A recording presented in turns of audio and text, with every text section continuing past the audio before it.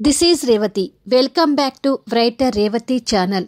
Villain episode number 238. Yashwant దేని గురించి బాధపడుతూ ఆ ఫోన్ కాల్ మాట్లాడుతున్నాడు.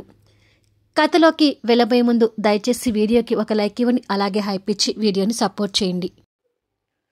ఫ్లాష్ బ్యాక్లో జరిగింది అభికి గుర్తొచ్చి తన వైపు కనుబొమ్మలు ఎగరేస్తూ సీరియస్గా చూస్తున్నాడు.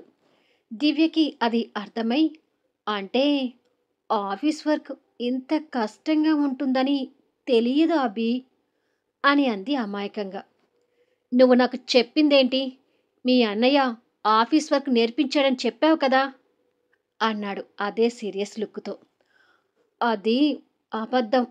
అసలు మా అన్నయ్య నేను మన పెళ్ళికి ముందు చనువుగా మాట్లాడుకుందే తక్కువ.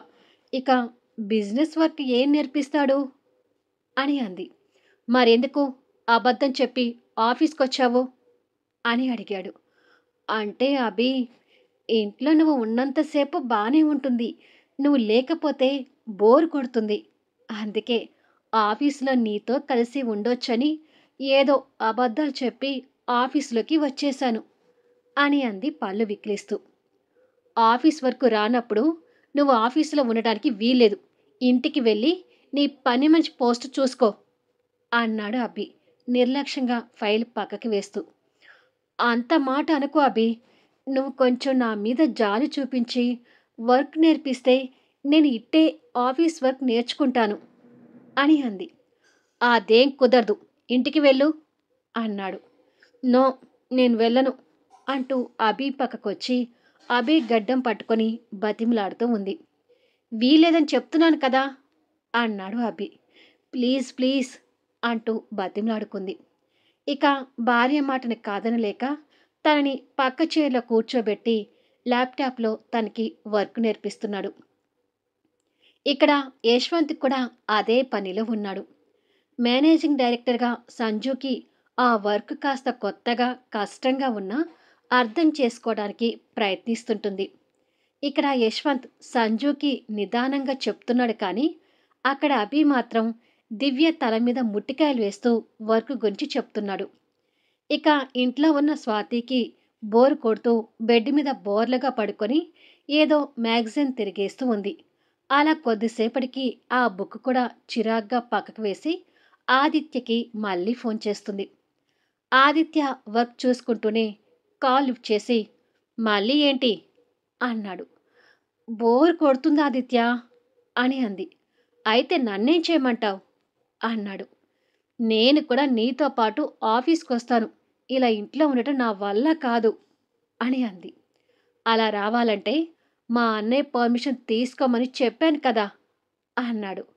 అబ్బా, మీ అన్నయ్య పేరు చెప్పి నన్ను బెదిరిస్తున్నావా అంది కోపంగా లేచి కూర్చొని. బెదిరించటం కాదు, ఈ ఆఫీసులో జాయిన్ కావాలంటే వాటి రూల్స్ గురించి చెప్తున్నాను అన్నాడు. నా వరకు వస్తేనే రూల్సా? మీ అన్నయ్య చూడు, ఎంచక్క మా అక్కని మేనేజింగ్ డైరెక్టర్ని చేశాడు, నువ్వు ఉన్నావు ఎందుకు అని అంది. ఓహో, అప్పుడే ఈ విషయం నీ వరకు తెలిసిందా అని అన్నాడు. తెలిసింది. అక్కకి ఫోన్ చేస్తుంటే లిఫ్ట్ చేయకపోతే అభి అన్నయ్యకి చేశాను, సో అలా విషయం తెలిసింది అని అంది. ఆఫీస్లో ఎవరిని ఏ పోస్ట్లోకి తీసుకోవాలి అనేది మా అన్నయ్యకి మాత్రమే అథారిటీస్ ఉన్నాయి. సో నువ్వు ఇక్కడ వర్క్ చేయాలంటే మా అన్నయ్యని అడగక తప్పదు అని అన్నాడు. నేను అస్సలు అడగను అంది కోపంతో. అయితే బాయ్, నాకు వర్క్ ఉంది, నీతో మాట్లాడుకుంటూ కూర్చుంటే కుదరదు, ఇక ఫోన్ చేయకు అని చెప్పి ఫోన్ కట్ చేశాడు. నా తింగని మొగుడు ఇలా నన్ను ఎన్ని రోజులు ఏడిపించుకుంటాడో అని చిరుకోపంగా తిట్టుకుంటూ ఉంది. సాయంత్రానికి యశ్వంత్ సంజు ఆఫీస్ నుంచి కారులో వస్తున్నారు. సంజు ఆజ్ఞ మేర ఓ సూపర్ మార్కెట్ ముందు కారు ఆపి, ఏం కొంటావు అని అడిగాడు. వీలైతే షాప్ మొత్తం కొంటాను అని కోపంగా చెప్పి కారు దిగింది. ఈ టెంపరోడ్ పెళ్ళాం అని నిరూపించుకుంటుంది అని అనుకొని యశ్వంత్ కూడా దిగబోతుంటే, నువ్వేం వద్దు, నువ్వొస్తే నిజంగానే షాప్ మొత్తం కొంటావు, నాకు కావాల్సినవి నేను కొనుక్కొని వస్తానులే, నువ్వు కారులో వెయిట్ చేయి అని చెప్పి వెళ్ళింది. నేను కూడా వస్తాను ఉండు సంజు అని యశ్వంత్ అనబోతుండగా ఫోన్ రింగ్ అవుతుంటే ఫోన్ వైపు చూశాడు. అది అడ్వకేట్ నుంచి వస్తున్న కాల్. ఆ కాల్ చూడగానే రామ్నాథ్ గారి యాక్సిడెంట్ సంఘటన గుర్తొచ్చి కాస్త బాధగా ఆ కాల్ లిఫ్ట్ చేసి హలో అన్నాడు. నమస్కారం యశ్వంత్ గారు. రేపు మీ కేసు కోర్టులో వాయిదా ఉంది. ఒకసారి గుర్తు చేద్దామని కాల్ చేశాను. రామ్నాథ్ గారు వాళ్ళు ఏదైనా రాజీకొచ్చే ఆలోచన ఉందా అని అడిగాడు అడ్వకేట్. లేదు. అంటే ఆ రోజు బెయిల్ తర్వాత మళ్ళీ మేము ఆ విషయం గురించి వాళ్ళతో ఎప్పుడూ ప్రస్తావించలేదు అన్నాడు యశ్వంత్. అవునా? రేపు మీరు కోర్టుకి రావాల్సి వస్తుంది. అలాగే సంజన వాళ్ళు కూడా లాయర్ని పెట్టుకున్నారు కాబట్టి సంజన, స్వాతి, రామ్నాథ్ గారు వాళ్ళు కూడా కోర్టుకు వచ్చి మీ నేరం గురించి కోర్టులో ఆరోపించబోతున్నారు. కేసు ఇక్కడ వరకు రాకుండా వాళ్ళు రాజీకి వచ్చేలా మీరు చూసుకొని ఉంటే బాగుండేది అన్నాడు అడ్వకేట్. కోర్టు హియరింగ్కి ఇంకా టైం అయితే ఉంది కదా అని అడిగాడు యశ్వంత్. హియరింగ్కి టైం ఉంది. బట్ మధ్యలో వాయిదాలు పడుతుంటాయి కాబట్టి మీరు వాళ్ళు కోర్టు వాయిదా ప్రకారం అటెండ్ అవుతూ ఉండాలి. మీ మీద వారి ఆరోపణలు స్ట్రాంగ్గా ఉండి ఎవిడెన్స్ చూపిస్తే మీకు కొన్ని నెలలు జైలు శిక్ష పడే అవకాశం కూడా ఉంది అన్నాడు అడ్వకేట్. యశ్వంత్ అదంతా విని మౌనంగా ఉన్నాడు. ఓకే యశ్వంత్ గారు, రేపు కోర్టుకు మాత్రం మిస్ కాకుండా రండి. రేపు కలుద్దాం అని చెప్పి అడ్వకేట్ ఫోన్ పెట్టేశాడు. యశ్వంత్ స్టీరింగ్ మీద ఫింగర్స్ ఆడిస్తూ ఆ కేసు గురించి ఆలోచిస్తూ ఉండగా ఈలోపు సంజు షాపింగ్ చేసుకుని వచ్చి కూర్చొని ఇక పోనివ్వు అని అంది. ఇంతకుముందు చలాకీగా ఉన్న యశ్వంత్ కాస్త డల్ అయిపోయి డ్రైవింగ్ చేస్తూ వెళ్తున్నాడు. ఏంటి అలా ఉన్నావు అని అడిగింది. నథింగ్ అని చెప్పి వెళ్తున్నాడు. కానీ యశ్వంత్ అలా డల్గా కావటం సంజు గ్రహిస్తూనే రేపటి వాయిదా గురించి ఇంకా తన లాయర్ నుంచి ఇన్ఫర్మేషన్ రాక ఆ విషయం మర్చిపోయి ఏమై ఉంటుంది అని మనసులో అనుకుంటుంది. పూర్ణ గదిలో కూర్చొని ఏదో ఫోన్ కాల్ మాట్లాడుతూ ఉండగా సంజు సూపర్ మార్కెట్లో చేసిన షాపింగ్ కవర్తో అక్కడికి వచ్చింది. కోడల్ని చూసి నవ్వుతూ నేను తర్వాత మాట్లాడతాను అని ఫోన్లో అవతల వారికి చెప్పి ఫోన్ పెట్టేస్తుండగా సంజు దగ్గరికి వచ్చి షాపింగ్ కవర్ పక్కకు పెట్టి నేను వచ్చిన దగ్గర నుంచి చూస్తున్నాను, మీరు కరెక్ట్గా ఫుడ్ తీసుకోవడం లేదు.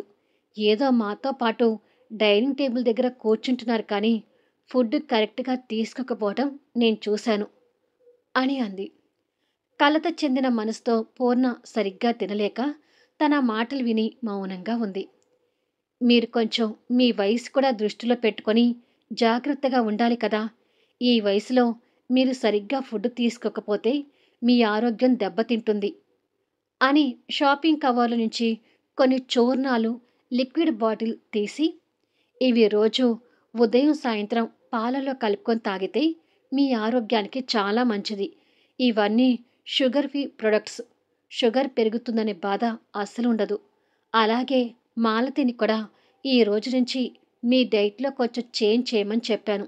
మాలతి చేసి పెట్టేవి కాదు అనకుండా శ్రద్ధగా తినండి అంటూ చెప్తుంటే చిన్నప్పుడు సంజు యాపిల్ పండు తినబోతుండగా దానిని నేలపాలు చేయటం పూర్ణకి గుర్తొచ్చి గిల్టీగా ఫీల్ అవుతుంటుంది. చెప్పినవన్నీ గుర్తుపెట్టుకొని మేడం, కరెక్ట్ డైట్ ఫాలో అయితేనే మీ ఆరోగ్యం కూడా బాగుంటుంది అని చెప్తూ పూర్ణ వైపు చూసి ఏంటి అలా అయిపోయారు, ఏమైంది అని అడిగింది. నేను ఎలాంటి దాన్నో తెలిసి కూడా మీ అత్తయ్య విషయంలో నేను ఎంత పాపాత్మురాలిగా వ్యవహరించానో అన్నీ తెలిసి కూడా నా గురించి నువ్వు ఇలా కేరింగ్ తీసుకుంటూ ఉంటే ఆశ్చర్యంగా ఉంది సంజు అని అంది. సంజు కవర్స్ని పక్కకు పెట్టి ఇప్పుడు ఆ పాత విషయాలు గుర్తు తెచ్చుకొని మనసు బాధ పెట్టుకోవడం ఎందుకు, వదిలేయండి అని అంది. నువ్వేనా సంజు ఇలా అనేది అని అడిగింది పూర్ణ. మీరు పెద్దవారు, ఈ వయసులో మీరు ప్రశాంతంగా ఉండాలి. అలా అని చెప్పి మీ తప్పుని క్షమిస్తున్నానని ఉద్దేశం కాదు. మీ వల్ల మా అత్తయ్య చనిపోవడం అనేది ఎప్పటికీ మర్చిపోలేని విషయం. అలా అని చనిపోయిన మా అత్తయ్యని తలుచుకొని మిమ్మల్ని బాధ పెట్టడం కూడా కరెక్ట్ కాదు. అలా చేస్తే ఇక మీకు నాకు పెద్ద తేడా కూడా ఏమీ ఉండదు. ఏ విషయానికి ఆ విషయమే అన్నట్టు నేను వదిలేస్తున్నాను.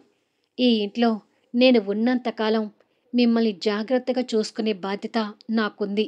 నా బాధ్యతల్ని నేను మర్చిపోను అని అంటుండగా మాలతి పాల గ్లాస్తో వచ్చి, మీరిచ్చిన పౌడర్ కలిపి పాలు తీసుకొచ్చానమ్మా అని అంది. సంజు ఆ పాల గ్లాస్ పూర్ణకిస్తూ, పాలు తాగండి మేడం అని అంది. సంజు మాటని పూర్ణ కాదనలేక ఆ గ్లాస్ అందుకుంది. సంజుని అభిమానంగా చూస్తూ ఆ పాలు తాగి మాలతీకి ఖాళీ గ్లాస్ ఇచ్చింది. మాలతి ఆ గ్లాస్ తీసుకొని వెళ్ళిపోతే, ఇలా ఉదయం సాయంత్రం డైలీ ఈ పాలు తీసుకుంటూ రెగ్యులర్ డైట్ తీసుకోండి. ఈ ఇంటి పెద్దగా మీరు ఆరోగ్యంగా ఉండటం అందరికీ మంచిది మేడం. సో నేను చెప్పినట్టు వినండి అని ఆ షాపింగ్ కవర్స్ పక్కకు పెట్టి అక్కడి నుంచి వెళ్ళబోతుండగా, నన్ను అత్తయ్య అని పిలవచ్చు కదా సంజు అంది పూర్ణ. వెళ్ళబోయిన సంజు వెనక్కి తిరిగి, ఈ ఇంటికి నేను పర్మనెంట్గా కోడలుగా ఉండి ఉంటే అలాగే పిలిచేదాన్నేమో, కానీ నేను టెంపరరీ కోడల్ని, మిమ్మల్ని అత్తయ్య అని పిలవలేను అని చెప్పి వెళ్ళిపోయింది. నన్ను ఆరోగ్యంగా చూసుకునే బాధ్యత ఉందంట, కానీ అత్తయ్య అని పిలిచే ఆప్యాయత లేదేమో.